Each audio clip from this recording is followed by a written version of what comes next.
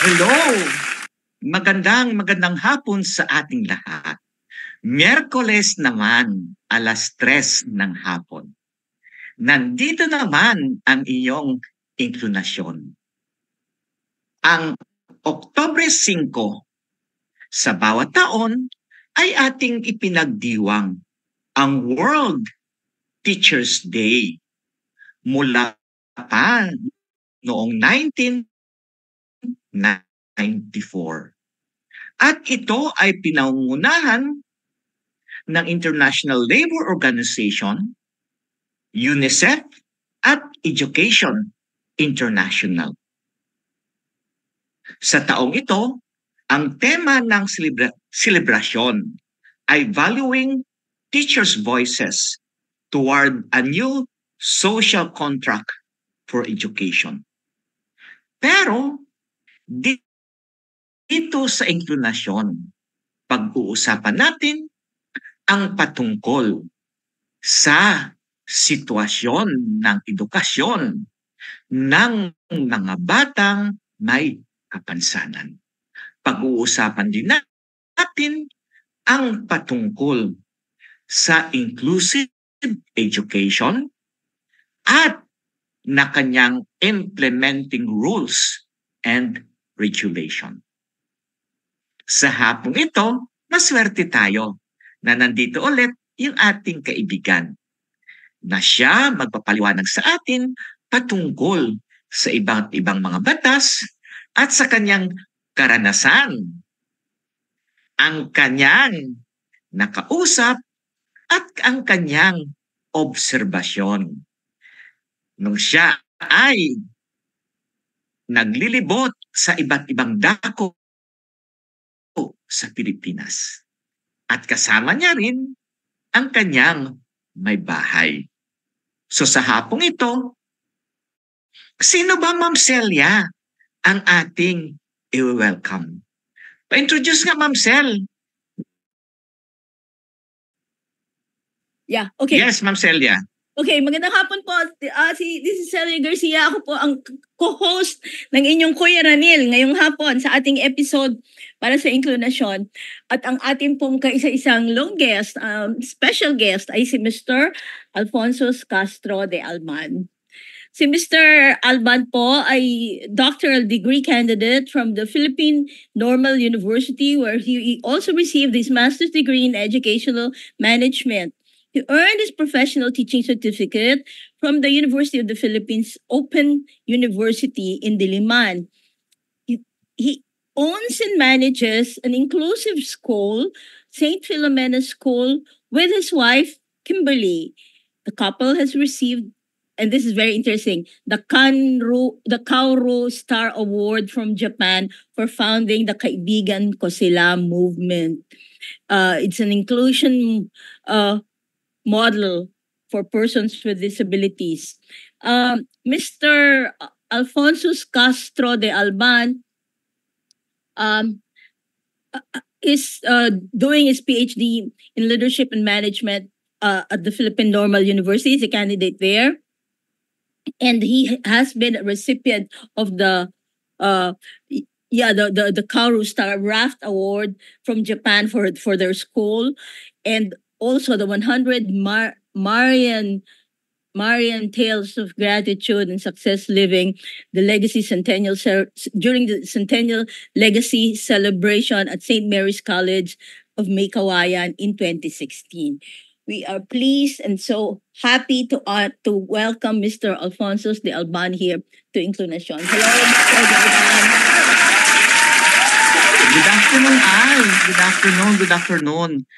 Ang lahat ng pangkat ng inklinasyon ay nag-welcome kay Sir Al.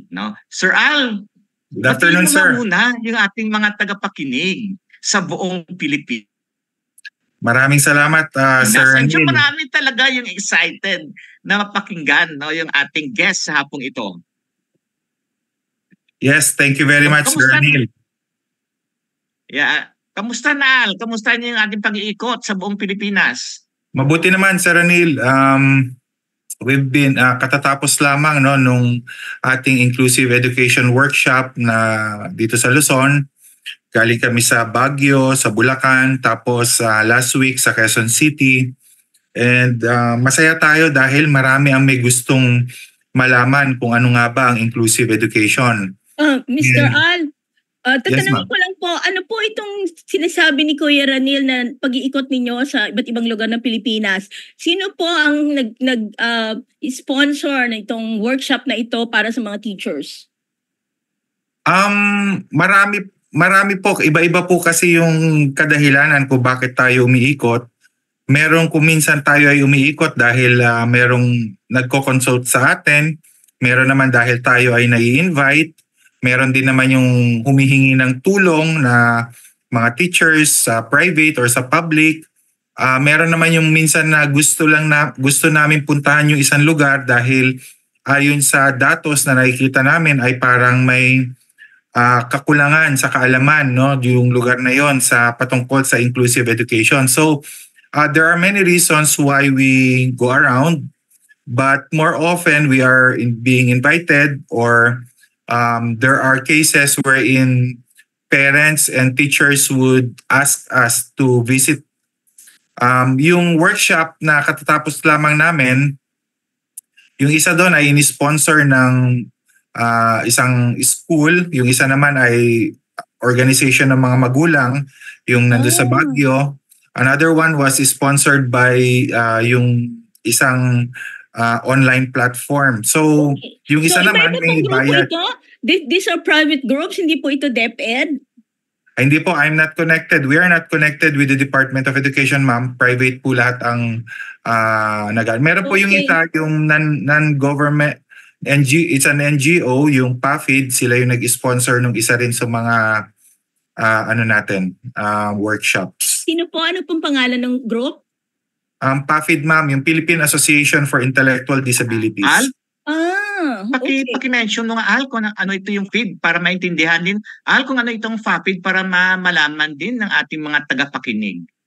Yes, sir. Ang Philippine Association for Intellectual Disabilities, or PAFID, is an organization that was founded 1973, no? Matagal na. Normal yung dati niyang pangalan is yung Philippine Association for the Retarded, pero since tinatanggal nga natin yung mga katagang ito, no? So pinalitan ito, nagpalit tayo, naging Philippine Association for Intellectual Disability. So ang focus ng group na ito, sir, is to provide advocacy para sa mga merong intellectual disabilities.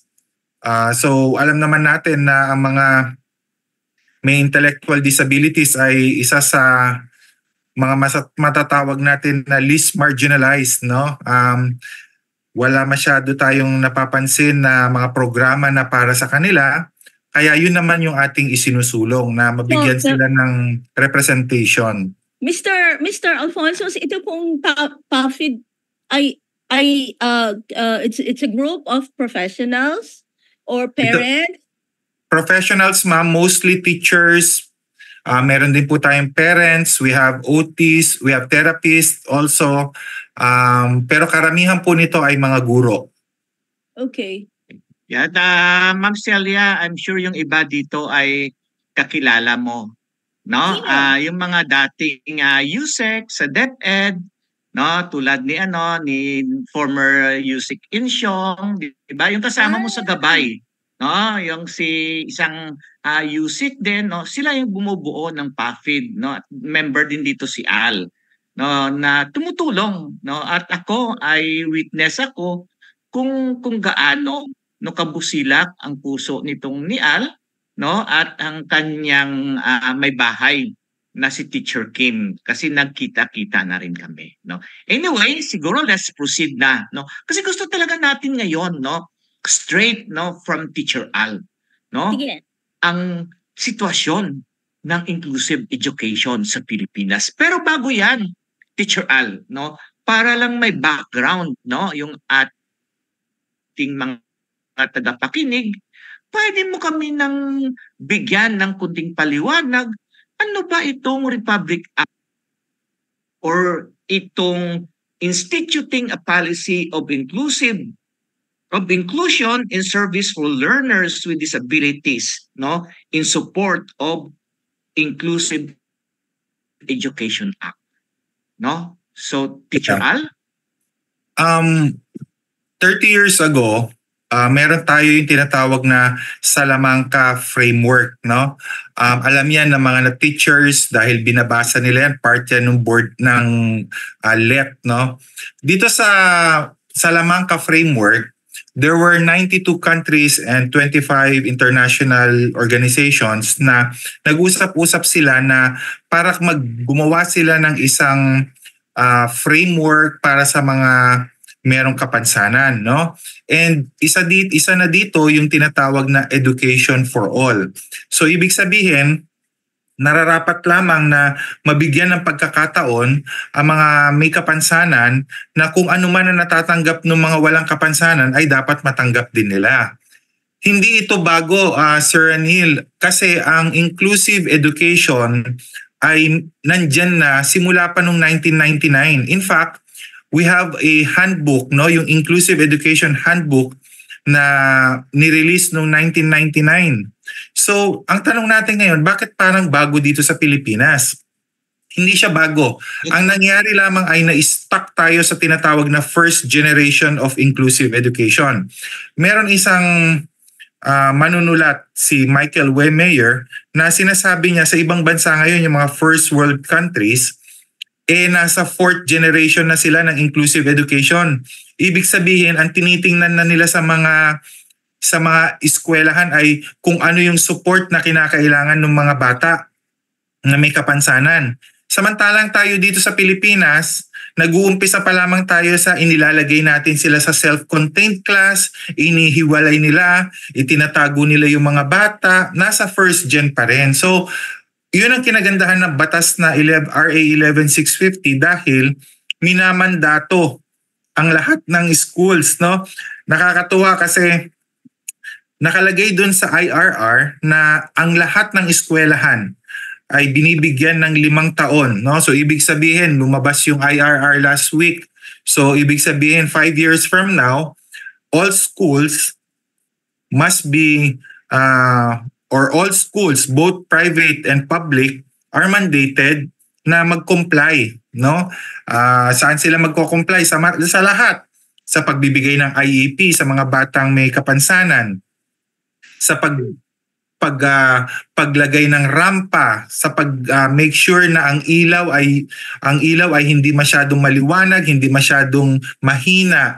Ang kailangan yung acoustic sa loob ng classroom ay maganda, hindi nagre-reverberate or nag-e-echo dahil yung mga batang merong let's say autism or merong ADHD, yung may mga oversensitive na pandinig ay masyadong mahihirapan sa pakikinig. So ang daming nasasakop ng batas na ito, pero kung titingnan mo ang pinaka buod niya is para sa kapakanan ng batang may kapansanan, no? Or yung mag-aaral na mayroong kapansanan. So maganda na naimbitahan ako dito upang mabigyan natin ng pansin, ating matalakay, at saka maganda yung sinabi mo, Sir Anil, na kailangan alamin natin kung ano ba yung disparity. Maganda yung sinasaad ng batas, ngunit ma-achieve ba natin ito? No? So, yun yung isa sa magandang tanong na pwede nating i-raise. Yeah. I think, no, Sir Al, no, Ma'am Celia, no, maliban kanina sa sinabi ni Sir Al, no, yung Salamanca Framework, no, ito ay ipinagtibay pa, no, ng UN Convention on the Rights of the Child. Kasi may artikulo din doon patungkol sa edukasyon at lalo itong ipinagtibay ng UN Convention on the Rights of Persons with Disabilities. Kasi doon sa UNCRPD, may article din doon about children with disabilities and also an article on education. No, kaya siguro no, sinisikap din ng ating pamahalaan, no, kahit papaano, no, na magiging compliant, no, sa UNCRC at sa UNCRPD Kaya medyo ilang taon, no, na binuo noong ang Inclusive Education Act, at may 2 taon ba, Ma'am Celia, na binuo din yung Hindi lang. We 2 years. Kasi ang grupo ng inskriminasyon, no, si Ma'am Celia, yung kanyang husband, no, ay kasama sa bumuo, no, ng IIR nito, no. Hindi lang Sige. yun, Ranil. Ma'am Celia, may mga karagdagan We did the kang draft. tanong kay Sir Al. Oo, kami yung gumawa ng draft ng Inclusive Education Act na binigay sa Senado noong 2012. At yun yung naging basihan ng naging RA 11650.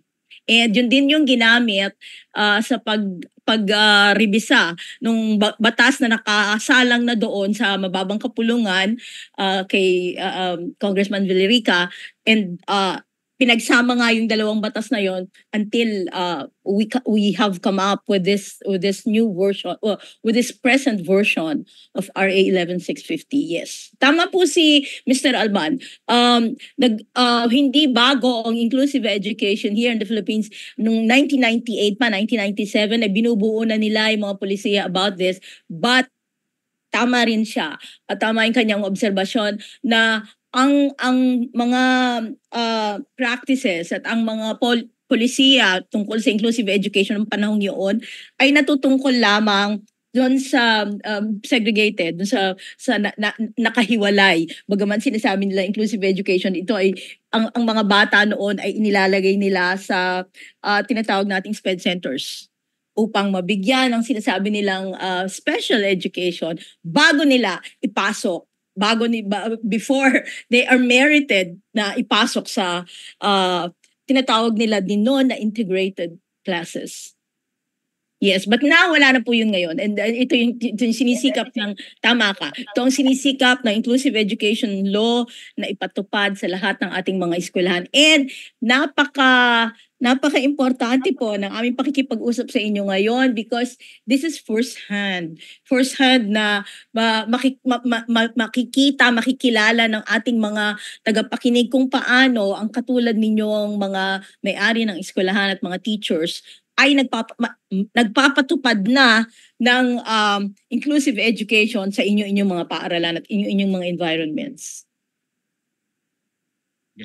Sige, Ma'am Celia, actually, yung may school sina Teacher Al, no? May isa sa Bulacan, at may isa din, no, sa Laguna, no? Pero yun na nga, okay. Teacher Al, anong tanong mo, Ma'am Celia? Kailan nag-umpisa? Yan, Teacher Al, paki-share nga, kailan daw nag-umpisa? Oo, kwento mo nga sa amin yung eskwela mo na. This is very interesting. Oo. My wife, Teacher Kim, is a special ed teacher in the United States for almost a decade. And when we came back, we started the school way back 2008. And then after which we just continued with the enrollment intake of these children. However, noong 2016, we kind of figured na hirap talaga yung community, no? So what we did was we started the teacher mentoring program para matulungan din yung ibang mga teachers both in private and public when it comes to handling their students. Pero Teacher Al, tanungin ko lang po, yun pong eskwelahan ninyo ay ano ba ito, elementary, from preschool to elementary o high school, or ano po ang nature? From preschool to grade 10, ma'am. Wow! Majority of our students, I would say 98% of our students are with special needs or yung may disabilities, no? 90%? Doon kasi kami nakilala. Doon kami nakilala eh. We were the first and only, I think until now, private special ed school dito sa region. So, gustuhin man namin na maging inclusive school na tinatawag, medyo nahihirapan kami kasi wala naman kami tinatawag na general ed students, no? Majority of our students are with special needs. However, nagko-compete kami, whenever we do yung mga competition, yung mga school to school, hindi namin sinasabi na may disabilities yung bata namin. Pero nananalo naman sila, nagme-medal sila, nagpe-placing din sila. So, hindi namin tinitingnan yung yung kung ano man yung negative or issues nila, no? We do not ask for special arrangement kasi it is up to us as a school, as a teacher, on how to make sure that the child is can compete or will do well sa mga Ilan po competition. ang estudyante ninyo, Mr. Al? I think right now we have 80 plus, ma'am eh. Pero dun sa isang school namin, hindi sa Laguna, Sir Ranil, pero sa Dasmariñas, Cavite. We have... sorry. I stand corrected. Dasmariñas, meron, Cavite pala yung kanilang isang branch. Oo. So Cavite doon, and Bulacan. Start pa lang yon. Yung sa Bulacan, yes ma'am, Cavite and Bulacan. Ilan po yung sa Cavite? I think mga 15 sila doon, ma'am. Pero ganun din po yun, from preschool until grade 10. Hindi po, preschool hanggang grade 3 lang po kasi nag-i-start pa lang po yan. Okay, so yung pong isa, yung nasa Bulacan, yun yung kompleto na, yung from preschool to grade 10. And yung mga bata po ninyo dyan ay 90%, pero meron din po kayong regular students? Wala ma'am, yung iba ma'am is kapatid nung bata, no? Para hindi na nahihirap yung nanay, so dito na lang in-enroll, ganon. So magmula po preschool, yung mga bata ninyo hindi na umaalis dyan and nag-graduate na hanggang grade 10? Hindi naman po kasi yung iba kapag halimbawang na feel ng magulang, we do not keep students. If the parents would feel the need na gusto na nilang mag-transfer, we allow them kasi mahirap din naman na walang opportunity. For us, it's all about opportunity. So let's say for example, if the parents would think na medyo nakakayanin ng bata sa ibang school, sa general school, hinahanda namin yung bata. Usually, lumilipat sila after 2-3 years, ganun, pag may nakitaan nila ng magandang mga improvement. So, tanong ko lang po, Sir Al, yung pong mga bata, yung experience po ninyo ng mga batang nakalipat sa regular classes, ito po ba ay public schools ang nilipatan? Marami po, opo. Yung iba, meron akong isang bata ngayon, alam ko nasa public school, he's doing well. Nag-compete din siya, no? Medyo yung visually impaired siya. Pero nakakakita, pero medyo maliit na lang na porsyento nung sight niya. Meron naman yung isa na lumipat siya sa isang high school, no? Sa public school. I think, meron kaming isa ngayon na mag-graduate, no, sa Lasal, TAF, dyan. So, given the right intervention, I believe a child can be successful in both public or private school, no, as long as we provide them with what they need at saka yung opportunities. I believe it's all about opportunities. Kaya nga gustong-gusto ko tong RA 11650 kasi napakaliwanag dito na bigyan mo ng opportunity yung bata, hindi para sa academic needs niya, kundi para sa educational needs niya. And more often, nagkakaroon kasi ng kalituhan. Ang nasa isip kasi ng iba, majority is that the child must be able to read, to write in order to, progress sa K-12. Hindi naman yun yung sinasabi ng batas eh. In fact, the law says that the child should be with the age appropriate group, no? So hindi natin dapat sasabihin na hindi pa siya marunong magbasa, hindi pa siya pwede sa kinder. Hindi pa siya marunong magbasa or hindi siya tumitingin or hindi siya nagpa-participate, hindi na siya mag-grade 1. Walang sinasabi na gano'n sa batas. It's the other way around, no? Ang sabi ng batas ay kailangan bigyan siya ng support para siya ay nandoon kasama ng kanyang mga kaedad, no? So it's really good that finally we have a something written na pwede nating gamitin para dun sa mga patuloy na binibigyan ba ng or pinahihirapan yung mga batang merong kapansanan, no? So ako tuwang-tuwa kami when immediately after the law was signed and published, gumawa na kami ng pwedeng makatulong sa mga private schools sa public schools, no? Kasi kung titingnan natin itong IRR, this is only the minimum requirement, no? Ibig sabihin, kailangan mag-comply ka, otherwise merong repercussion. Pero that doesn't mean na hindi mo siya pwedeng higitan, no? Kaya yun yung sinasabi namin sa mga public and private schools, ma'am, 2 years ago pa, sabi namin, as early as now, dapat mag-comply na kayo. Wala kayong rampa, maglagay kayo ng rampa. Kailangan ninyo ng mga teachers na alam i-handle ang mga batang may ADHD, ang mga batang may autism, ang mga batang may learning disability. Pero most of the schools that we've talked to, no, wala silang yung parang wala sa kanila. They couldn't care less. Pero right now, no, ngayon natin nakita na medyo nabigla sila. Uy, hindi kami handa. Hindi niyo pwedeng, you cannot say, hindi po kami readyng tanggapin yung anak niyo, we're not trained to do that. No. Under the IRR, kitang-kita, liwanag, ang sarap tingnan, basahin yung IRR, no? Hindi mo pwedeng sabihin na you cannot accommodate them. It's very clear under the law. Mr. No? Al, So, alam ho ninyo ito kung ating batas na ito ay hindi ang batas ho natin para sa inklusyon ng mga may kapansanan ay hindi lamang itong RA 11650 for the education. Ang dami rin ng ibang batas para sa accessibility. Isa ho sa mga eksperto dyan ay si Kuya Raniel. yes. Ay eksperto doon sa CRPD na nagbibigay ng karapatan para ma-include ang lahat ng mga taong may kapansanan sa ating sosyedad. Sige nga, Kuya Ranil. Pero balik tayo, no, ulit, no. Al, kasi interested talaga kami ni Ma'am Celia at aking tagapakinig. Ano ang general mo, no, na karanasan sa sitwasyon ng edukasyon ng mga batang may kapansanan sa inyong pag-ikot ni Teacher Kim? Well, nagmumula ito sa kakulangan ng background, no?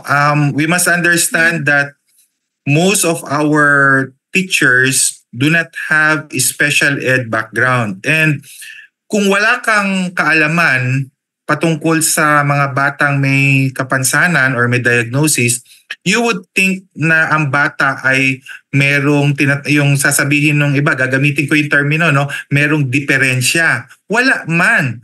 Meron silang kapansanan, meron silang disability, but it can be addressed kapag nagbigay tayo ng tinatawag na intervention or support, no? So, sa pag-iikot namin, Sir Ranil, may mga guro naman na tanggap nila, no? Na hindi sila equipped both sa facility at saka sa training, and more than willing sila na tumanggap kung meron man magbibigay. Meron naman iba na syempre when you have change, no, hindi naman lahat magsusubscribe sa change, no. Meron diyan yung mga nasa in denial stage, meron diyan yung aayaw nila, akala nila dagdag trabaho. Sabi ko, alam niyo ba na itong IRR na ito ay tutulong sa inyong mga guro dahil hindi na yung competency ng DepEd ang kailangan yung ituro sa bata, kung hindi kung ano yung na-approve sa IEP, no? So, bakit parang pahirap sa inyo ang IEP samantalang ito ang magpapagaan at magpoprotekta sa inyo bilang guro, no? At the same time, it also protects the child kasi nakatuon ng IEP sa kung ano yung welfare ng bata. Ano yung ibibigay sa kanya, ano yung goal sa kanya, ano yung target sa kanya. Can you imagine, Sir Ranil, someone who has ASD, no?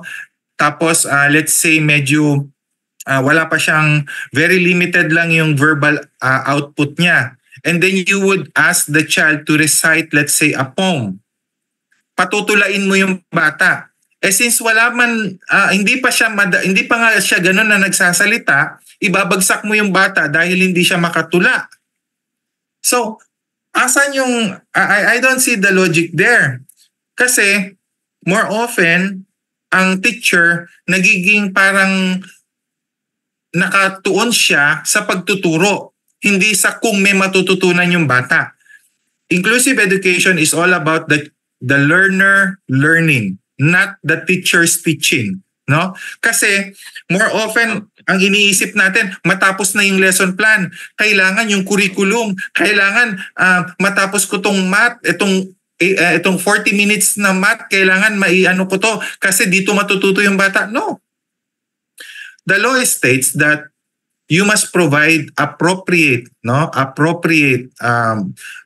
accommodation so that the child will be able to learn or somehow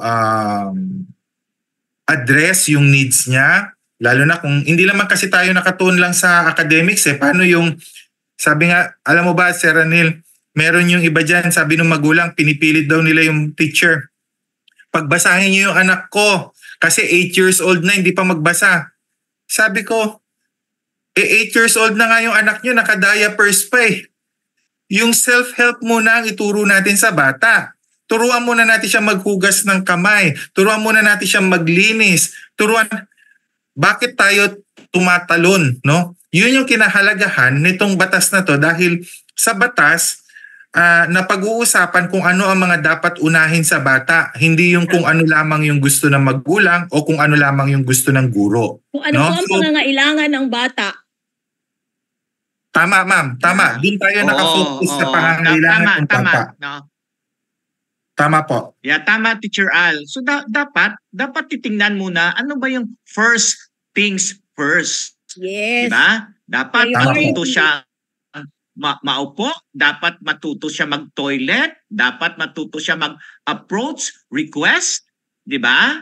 Dapat matuto siya mag-wait, di ba? Kasi yan yung mga first things first na dapat ituro sa mga bata. Okay. Pero Teacher Al, sinabi mo, explain mo sa amin, sa ating mga tagapakinig, yan yung mga pag-iisip, sitwasyon ng mga guro. Kamusta naman, ang pag-intindi ng mga magulang at pamilya sa karapatan ng kanilang mga anak sa edukasyon?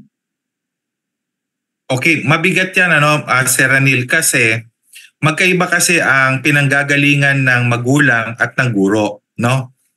Sa panig ng guro, naiintindihan natin sila dahil merong kakulangan sa training, kakulangan sa facility, kaya sila nahihirapan, no?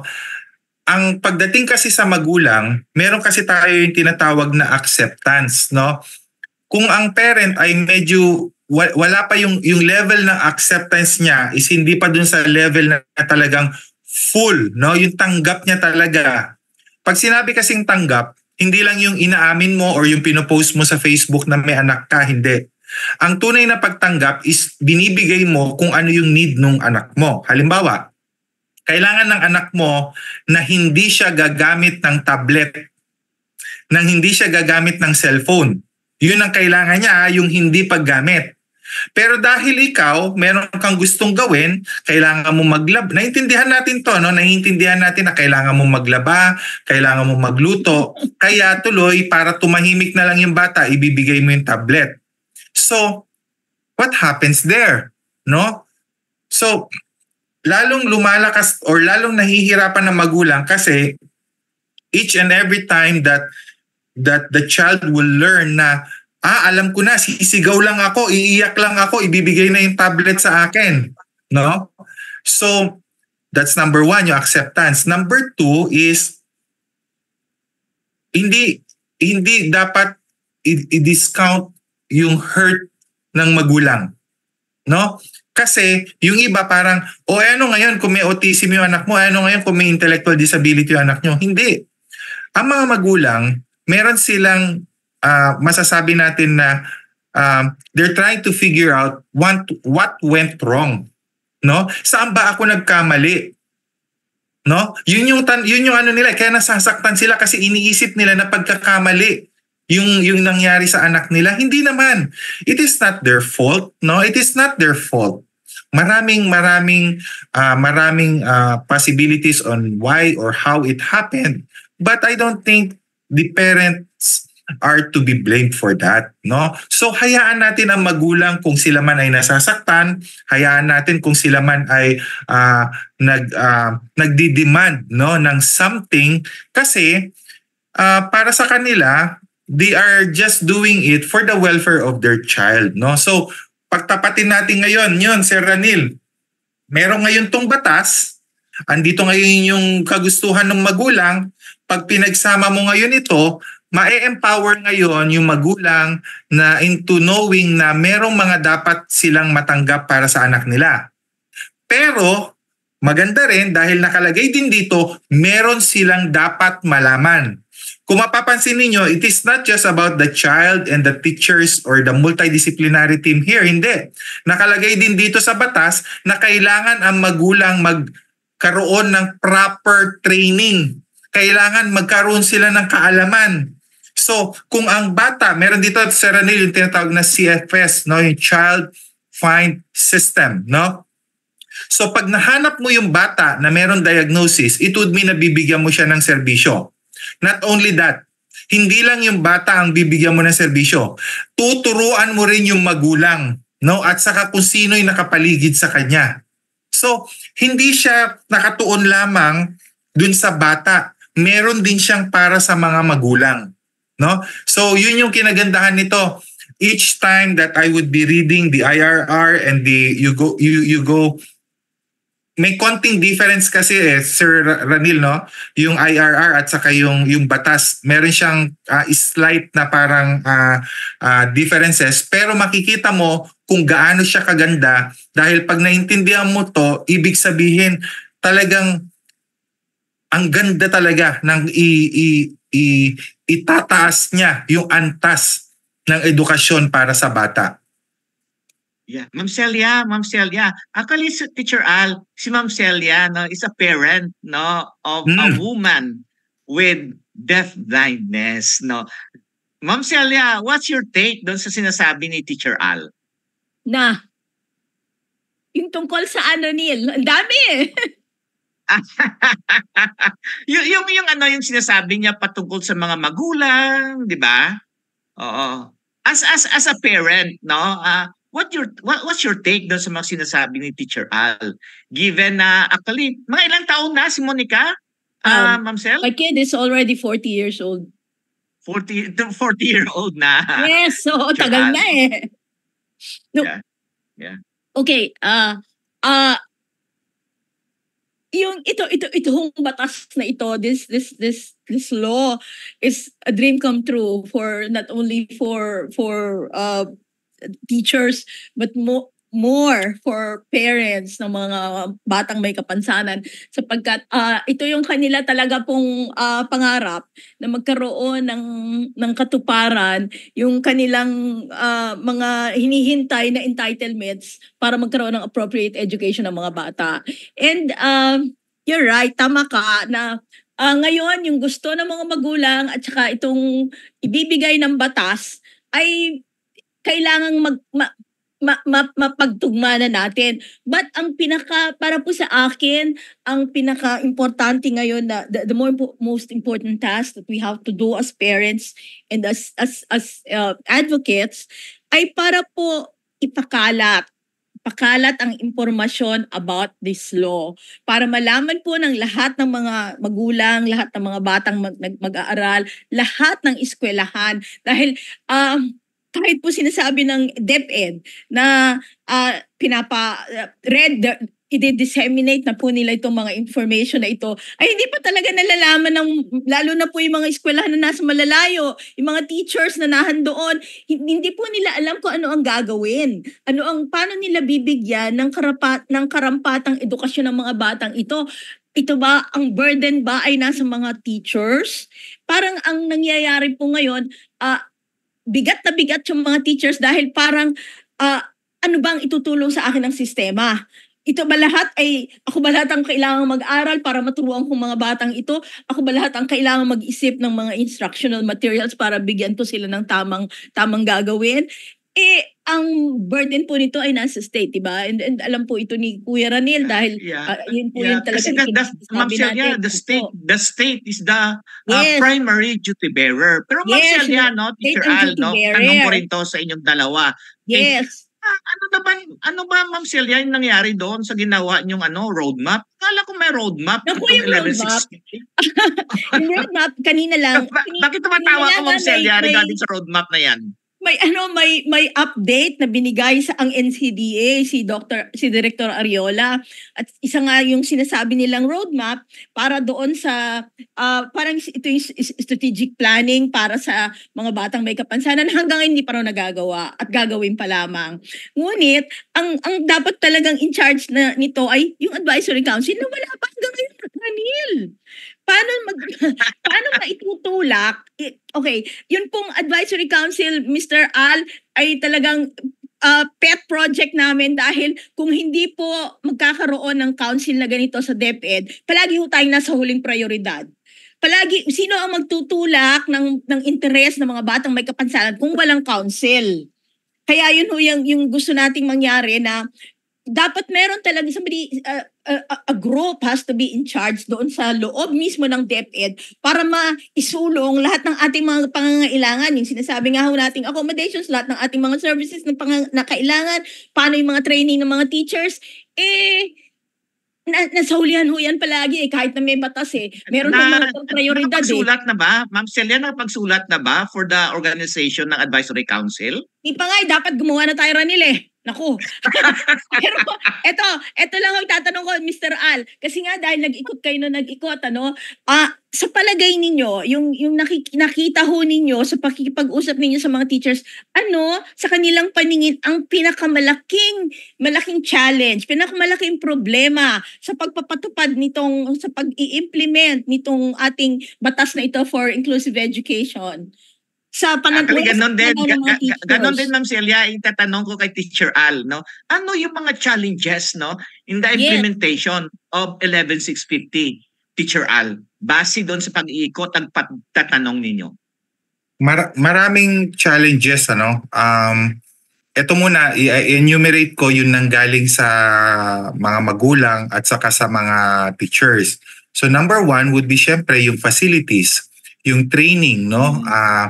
At the same time, sa mga magulang naman, syempre, yung financial, hindi lang yung financial needs ng pambayad ng mga support tulad ng therapy or yung sa assessment. Pero meron ding, kahit na may pera sila, wala naman silang makuha ng mga therapist, no? Dahil may kakulangan, even special ed teachers.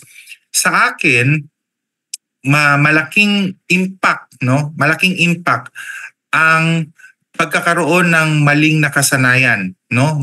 Maraming maling nakasanayan both sa public and private schools kung saan nagdudusa ngayon ay ang mga bata.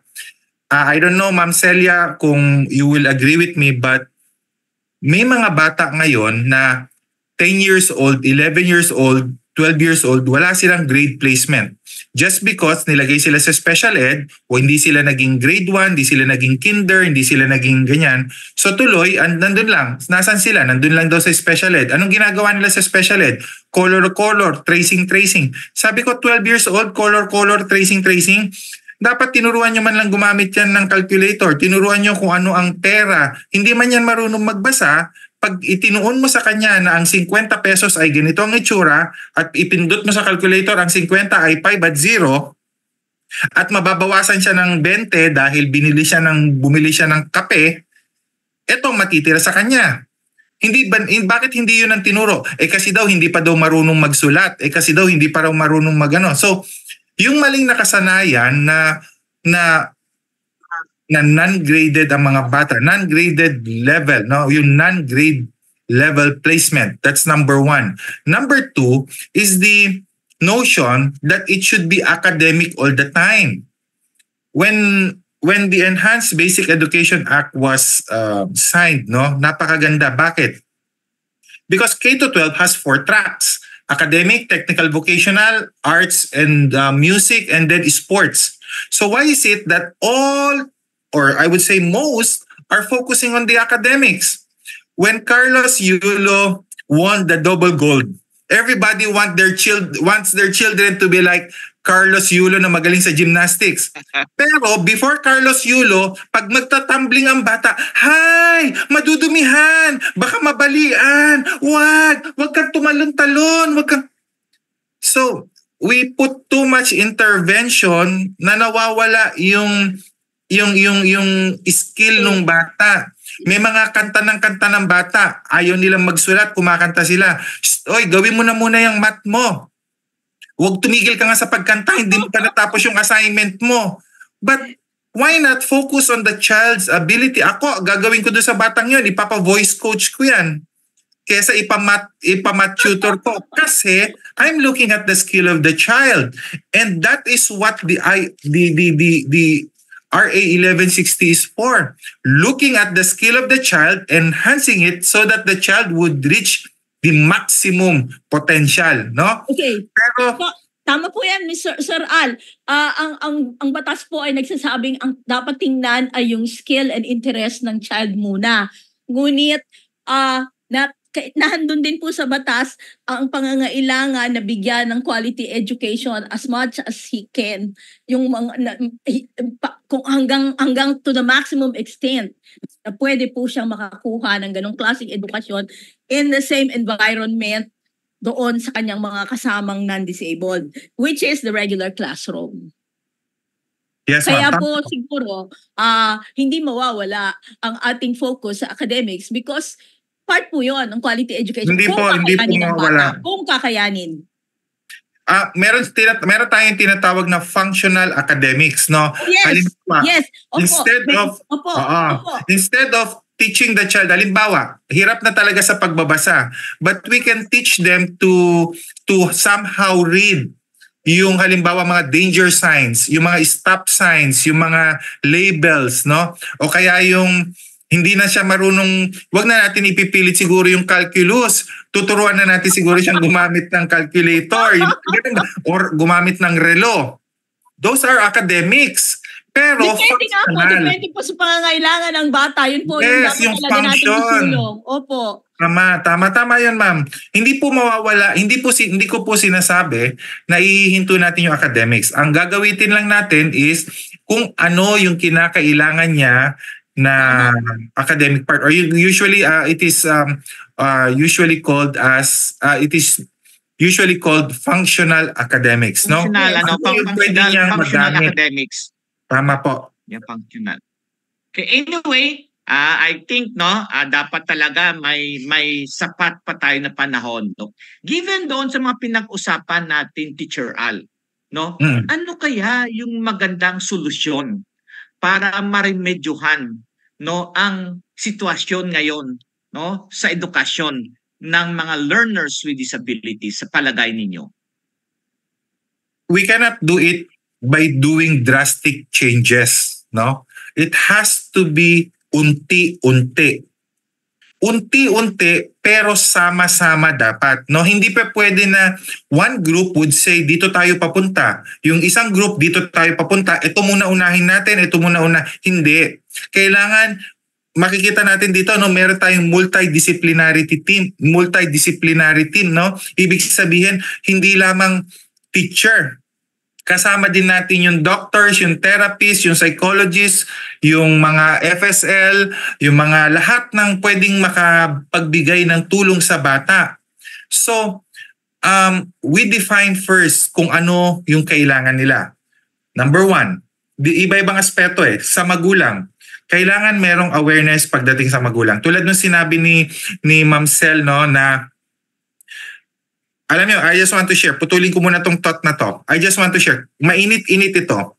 May nagsabi sa akin, sabi sa amin nung co-administrator kanina, Teacher Al, alam mo ba na yung isa sa mga teacher natin nabubuli daw dun sa lugar nila? Paano siya nabuli ka ko? Kasi daw, nalaman daw ng mga taga ron that she is working here. No? Na nagtuturo daw siya sa mga baliw. No, na baka daw maging principal siya sa Mandaluyong, no? Sabi ko, I immediately asked the co-administrator, you set it up. I will go to that community tomorrow and inform them of all the violations na ginagawa nila just by saying those things, no?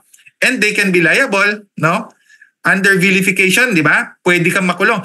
Mas maganda na namang snatch kayo ng cellphone kesa mang-vilify kayo ng taong may disability dahil mas mataas ang penalty niyan. Mas mataas ang kulong niyan. Kaya sinisigurado ko doon sa mga nagsabi ng gano'n sa guro namin. I will teach you the proper way on how to address children with disabilities. Hindi na, tapos na tayo dun sa mga pagkakataon na ginagawang katatawanan ang mga batang may disabilities. Tapos na tayo sa panahon na ginagawa silang laughing stock, ginagawa Sino po silang... nagsabi niyan? Yung mga kapitbahay daw po nung teacher namin. Kaya sabi ko nga iset mo ang schedule, pupunta ako dun sa kanila para mabigyan sila. So yun yung unang thought, no, Ma'am Sel. Tayo bilang mga magulang, meron tayong responsibility na hindi na tayo tatahimik kapag sinasabihan tayo na, huy, ano ba yung anak mo na yan? May problema yan. Hindi dapat. We have the duty and obligation to inform them. Excuse me. Excuse me.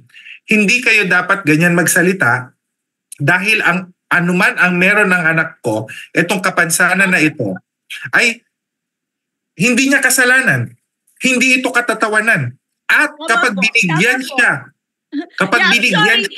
ng opportunity, po ako, pero natutuwa po ako because napaka-passionate po ninyo sa inyong conviction. Pero gusto ko lang po sana sabihin, Mr. Al, alam po ninyo ay part po ng ating law, kung alam po, ay meron din po tayo na alam ninyo na procedural safeguards. Ito po, nagbibigay ng karapatan para sa mga magulang tungkol sa pangangailangan ng kanilang mga anak. At kung meron din po na may mga instances na ganyan nga na, yung nabubuli at nasasabihan ng kung ano-ano, ang gusto ko lamang pong ipahatid sana ay, kasama ko po si Kuya Raniel sa pagpapalaganap ng advokasya para sa inklusibong lipunan. And napakahirap po nitong ibigay, ihatid sa ibang tao. Hindi po natin maipuwersa. Hindi po tayo pwedeng maging confrontational. Hindi po natin pwedeng isaksak sa kanila na tanggapin mo to, hindi pwedeng, hindi mo yan. Tama, meron pong mga batas na magpaparusa sa kanila. Ngunit mas mabuti po sana kung magiging collaborative ang ating usapan at magkakaintindihan po tayo sapagkat ito po ay trabaho ng DepEd. Trabaho ng PIA, dapat bigyan ninyo ng karampatang information ang lipunan upang matanggap nila ang mga bata sa kanilang mga komunidad na hindi po nagkakaganito. Hindi teacher mismo nabubuli, yung lalo pa yung pamilya, lalo pa yung bata. Yun pong lipunan ay kailangang bigyan natin ng hindi marahas na pagtanggap, na hindi po natin pwedeng ipilit ang marahas na pagtanggap sa kanila sa mga batang may kapansanan. Kailangan po ay pag-unawa. Kailangan po ay magkaroon tayo ng sabay-sabay na, alam mo ninyo, nagkaroon din po ako ng isang eskwelahan sa Malabonon. At yun pong mga bata, yung pong mga magulang ng mga bata, nung nalaman po nila na yun po, I think that was the first, mine was the first inclusive school.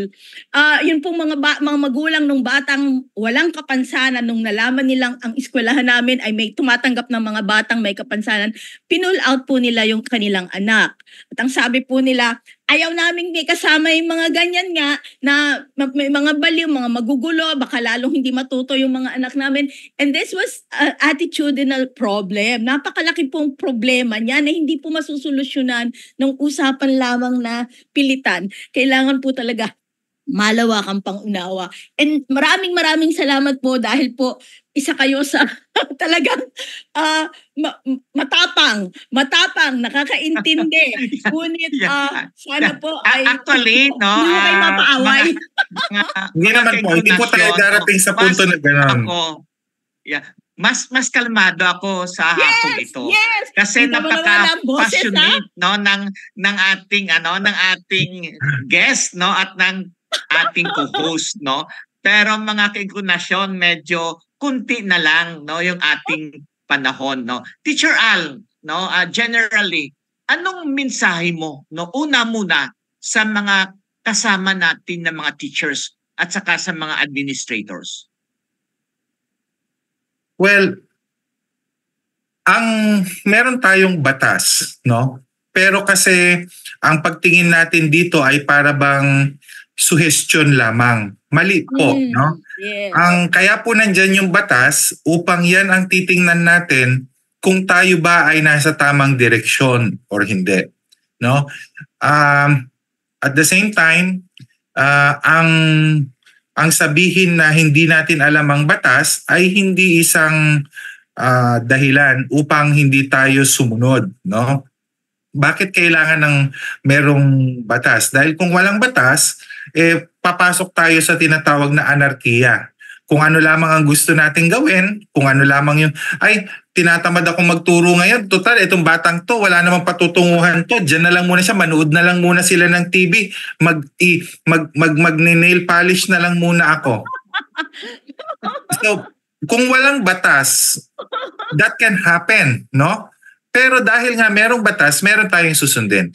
Now, that is not to say that we have to be up in arms na we will be policing everyone. Hindi naman po. That's the reason why we go out of our way, no? Kung halimbawa may consult kami halimbawa sa Cotabato at may madadaanan kami na public school at meron pang oras, sasabihin ko kay Kim, pwede dito? Alam na niya ibig sabihin kapag ganun eh. Pwede dito? O sige, pupuntahan namin yon. We invite ourselves, no? Not dati. We invite ourselves. Ma'am, sir, ano pong kailangan ninyo dito? Ay, may special ed kayo. Wala. Ano pong maitutulong namin? And then before you know it, nag-online meeting na kami and then we will be giving out trainings to their teacher, no? So, unti-unti, we do what we think we can do, no? Kasi there are many provisions of the law, in the law. Hindi kaya ng isang tao lang yan. Hindi rin lang kaya yan ng isang grupo. Kailangan sama-sama. Kaya nga sinasabi ko, kung meron man, may man training na ganito, puntahan ninyo. I go to other trainings because I learn from them as well. No? Hindi ko sinasabi na alam ko na to, kabisado ko na to. Hindi. Not only that, pag nagpupunta ako sa mga conventions, sa mga kung ano man na pwedeng puntahan na nandun din yung ibang mga tao, I get the chance to meet other people, no? And it's good to meet other people kasi kapag hindi lamang dahil may matututunan ka, pero baka ikaw yung magiging bridge para makilala nung isa yung isa. When I go to a convention, halimbawa sasabihin ko, hindi ako nakaupo sa isang table, Ma'am Sel. Pagka-upo ko dito, pagka break time, lilipat ako sa kabila. Kasi I would want to meet those other people as well. Kasi captured audience yan eh. Lahat ng nandyan sa convention na yan, ibig sabihin ang nasa isip niya yung welfare ng bata. So, iisa lamang ang wavelength ninyo. So, yun sana ang gusto nating iparating. Sana hindi tayo maiilang sa pag-raise ng awareness, hindi tayo mahihiya na i-call yung attention ng iba, hindi tayo magdadalawang isip kung sakali man na may mag-invite sa atin o humingi ng tulong natin dahil one way or another, we can provide for these children, no? By giving our time, by giving our expertise, by listening. Pinakamahalaga sa magulang ang merong makikinig sa kanila, no? So sometimes as teachers, just listen. Hindi nyo kailangan sabihin sa mga magulang na ito po yung anak ninyo, yung behavior, yung ganito, hindi niya alam yung ganito. Alam na ng magulang yan. All you have to do is listen to the parents. And then, once you listen to the parents, you look at the law, tingnan mo kung anong pwede mo maibigay sa bata. Ano naman yung mensahe mo, no, sa mga magulang, no, na mga nakikinig, nagfa-follow kay Teacher Al? Well, as always, Sir Ranil, maganda kasi na nakatuon tayo dun sa pangangailangan, dun sa needs ng bata. Hindi sa wants ng parent, no? Kasi kung minsan may mga special wants ang parent, no? Ano yan, yung gusto nila dito sa school na to enroll kasi mas malapit, kasi nandun yung kaibigan niya, kasi hindi mai-stereotype yung hindi isipin na may kakulangan yung anak niya, no? Or ang gusto nila is dito lang na teacher, etong si teacher lang na to ang mag-aano, ayaw nilang ilagay sa special ed kasi daw kapag special ed hindi sa loob ng school, we should have the presumption of regularity when it comes to the teacher. Isipin natin na alam ng teacher ang ginagawa niya, kapakanan ng bata ang tuon niya. Maganda rin na i-call natin ang attention kung meron tayong nakikita na mali. But not to the point na tulad ng sinasabi ni Ma'am Sel kanina na masyado na tayong conflict or complaint driven, no? Yung inaantay ba natin na may gagawin yung teacher na hindi maganda tapos i-call natin yung attention niya? Hindi. Kung merong hindi maganda yung na ginawa yung teacher, instead of calling the attention of teacher or berating the teacher or kung ano man yung ipopost sa social media, bakit hindi po tayo mag-alok ng tulong dun sa teacher? No? Teacher, ano bang kailangan mo? Nahirapan ka? Kailangan mo ng ganito? Ano pa ang pwede naming magawa? Kasi baka may mga parents na nagtatrabaho sa mga company na nagbibigay ng CSR. No? Na ang CSR is sa education, sa special education or inclusive education. So, I think it should always be collaborative in nature. No? Yes. Pwede tayong magbigay ng kritisismo pero dapat collaborative. Yung hindi natin pagagalitan yung teacher kung hindi, teacher, nakita ko ganito yung nangyari. Ano ba maitutulong namin? At dapat po tatanggap yung teacher. Ano naman yun, ma'am? I believe given the tulad nga na sinabi ninyo, nasa pagsasalita siguro, manner of how we would initiate it. Pero ako bilang guro, gusto ko din naman na nasasabihan ako na, teacher, parang mali yung ginawa ninyo And then I would explain, no? I would explain na, alam niyo po ba kung bakit ko siya hinayaan na umiiyak? It's because ginagawa niya yung pag-iyak. So parang gano'n. Yata exception. Karamihan po ng ating mga teachers hindi pwedeng masabihan. Wala ka, parang kami yung authority doon sa loob ng classroom. Wala kayong pakialam. Klase ko to. Hindi kayo pwedeng sumausaw dito. At ang pwede lang ho nating takbuhan ay yung principal. Pero siguro, Ma'am Celia, no, teacher closing mindset, mahirap talaga May mga teachers naman na they're really open, no, for feedback. Yeah, marami po. Sinabi ni Teacher Al, it's a matter on how we convey, no, our feedback. Yes. No? Anyway, wala tayong panahon. Iko-call na tayo ni JM, no? JM, ano ang ating mga information dyan? Kulang talaga. Kailangan natin ibalik si Sir Al. Yeah, oo. JM, announcement natin.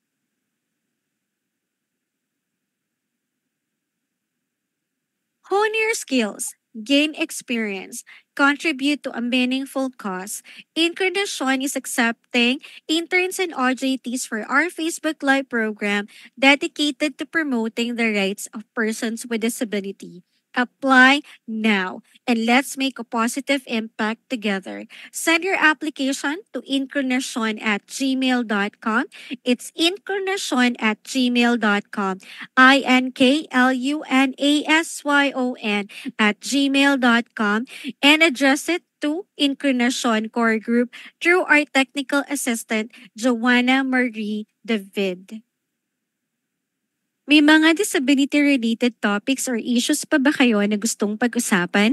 Ano pang hinihintay ninyo? Makipag-ugnayan na sa Incarnation. Dahil sa Incarnation, laging may inklusyon. Ipadala ang inyong reaksyon, komento, rekomendasyon, or suggestion sa aming email address incarnation@gmail.com incarnation@gmail.com INKLUNASYON@gmail.com and address it to our Incarnation Core Group through our Technical Director, Ina Figueroa. We would like to thank our sponsors and partners, CBM Global Disability Inclusion, Philippine Coalition United Nations Conventions on the Rights of Persons with Disabilities or PCUNCRPD, INET Philippines, Norfield Foundation, CISO, Philippine Partnership on Children with Disabilities or PPCWD, Liliane Funds, Deafblind Support Philippines or DBSP, Philippine Chamber of Massage Industries for the Visually Impaired or PCMIVI, Provincial Government of Batangas, PIDAO Pangasinan, Regional Associations of Women with Disability or RAWWD Region 1, Mabini Movement, and of course, the ASEAN Enabling Master Plan 2025 Coalition. Thank you. Okay, maraming salamat, no? Ma'am Celia, no? Pwede ka magbigay ng inyong mensahe, no, sa lahat ng ating mga guro and celebration of the World Teachers Day, Ma'am Celia. Your message, please. Okay, maraming salamat po sa inyo, unang-una Mr. Al, because you're a teacher and a school owner na very important po, nagbibigay ng maraming inobasyon. Ang gusto ko lang kung sanang i-message, because I was telling you earlier, galing po ako dun sa meeting ng NCDA kung saan yung direktor ng DepEd ay nagsasabi ng mga highlights ng kanilang IRR, at ang isa po doon sa kanyang nabanggit ay yung scholarship na binibigay para sa mga in-service training ng mga teacher. Napaka-importante po sapagkat ito ang talagang magbibigay ng nararapat na training sa mga receiving teachers. Yung pong mga teachers na nandun na, nagtuturo na, hindi naman nakakuha ng inclusive education nun dahil nga matatanda na sa serbisyo, pero sila ay mabibigyan ng scholarship para makapag-aral ng mga techniques para po sa tinatawag nating universal design, na kung saan magkakaroon sila ng kakayahan na makagawa ng mga plano with special teachers and with other experts, na maayos nila po yung sistema ng edukasyon, sistema ng klase, para lahat ng mga bata ay ma-accommodate nila. Magkakaroon po sila ng, yan po ay nasa batas, provided for by the law, at patutupad ng IRR. At yun pong aming meeting noong isang linggo naman sa PAVIC, yung mga parents ng mga may kapansanan sa mata, kung saan si Senator Sherwin Gatchalian na sponsor po ng law ng batas na ito sa Senado, ay binigay din po ang highlight, at isa sa mga ito ay yun din sinasabi niya na training para sa mga teachers, sapagkat para po sa kanila ito ay napaka-importante. Kailangan ang mga teachers po ang backbone nitong batas na ito. Hindi po natin maipatutupad kung walang kakayahan ng mga teachers na magturo sa ating mga bata. Kaya para sa kanila, very important po itong training na ito. At isa pa po sa sinabi nilang highlight ay ang pagkakaroon ng pagpapatupad ng higher education, ng mga kurso ng inclusive education na isasama sa education ng lahat, education courses ng lahat ng mga nag-aaral maging teacher. It's in the future, pero nakapaloob na po ito, at meron pong this would give new hope for our teachers na magkakaroon talaga tayo ng mas magandang kinabukasan para sa ating paaralan at para sa ating mga bata. Kaya ano po tayo, kapit lang po tayo at sama-sama po tayong magsikap para mabigyan natin ng tamang training ang ating mga teachers at mabigyan natin ng tamang suporta ang ating mga bata sa eskwelahan. Maraming salamat po. Maraming salamat, Ma'am Celia, no, sa ngalan ng buong pangkat ng inklusyon. Maraming salamat, no, kay Teacher Al, no, sa pagbigay mo ng oras, no, na makasama ka namin sa hapong ito.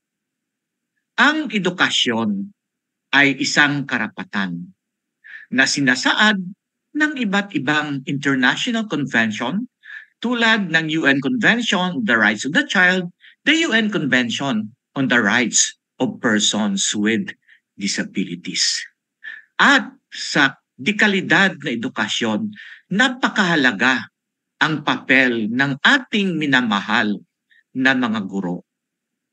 Sa ating pagdiriwang sa October 5 ng World Teachers Day, sana mabigyan ng ating pamahalaan ng pagkilala ng sapat na suporta para mapataas ang antas, ang kalidad ng buhay ng ating mga guro at ng kanilang pamilya.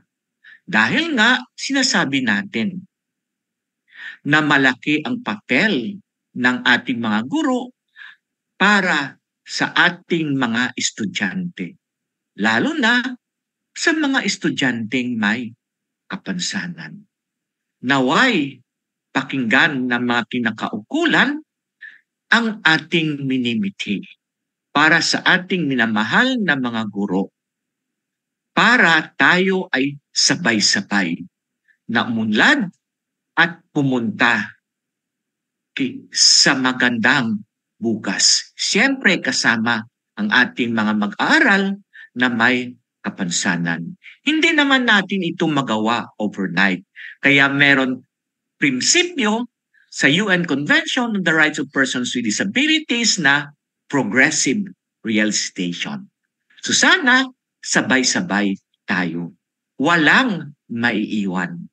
Dahil dito sa inklusyon, dito ang inklusyon. Now na.